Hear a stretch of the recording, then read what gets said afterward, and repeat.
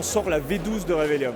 La V12 de Revelium, c'est un CMUE-BA XDR qui est capable de détecter les attaques avant qu'elles ne se produisent. Donc c'est important parce que c'est 2 ans de travail qui se sont déroulés ces derniers mois, et l'implication de toute l'équipe.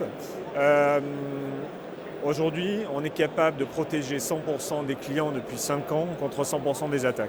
Alors, on touche du bois, ça va peut-être pas durer, mais en tout cas, c'est la réussite qu'on a avec le produit aujourd'hui. C'est l'efficacité des moteurs qui sont utilisés pour la détection, avec un moteur de corrélation, un moteur de threat intelligence, et surtout l'apport de l'intelligence artificielle qui nous aide à détecter les faux positifs, détecter les signaux faibles en amont, pour avoir une meilleure capacité de détection, une meilleure rapidité, moins de faux positifs, meilleure productivité des équipes. C'est ça qu'on apporte aujourd'hui sur le marché. On est la seule société européenne à être capable de faire ça sur le marché, face aux concurrents qui sont plutôt américains. Déjà, on a de l'avance technologique, donc ça c'est important.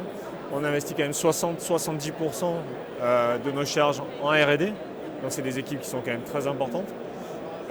Faire plus de 15% de R&D en France, c'est rare, on est à 60-70%. Donc on a toujours été très porté sur la R&D et sur l'innovation. Donc ça, c'est pas trop un problème. Et le but, c'est de maintenir cette avance et puis de la faire connaître au marché, parce que là, pour le coup, c'est des budgets marketing qui sont importants.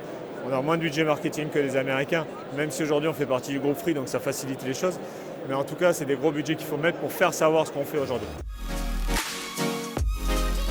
Le recrutement, ça a toujours été très compliqué depuis quelques années. Nous, pour vous donner une idée, il y a 4 ans, on a monté une école carrément pour alimenter les entreprises régionales et iTrust de profils cybersécurité. Donc on sait qu'il y a une vraie problématique.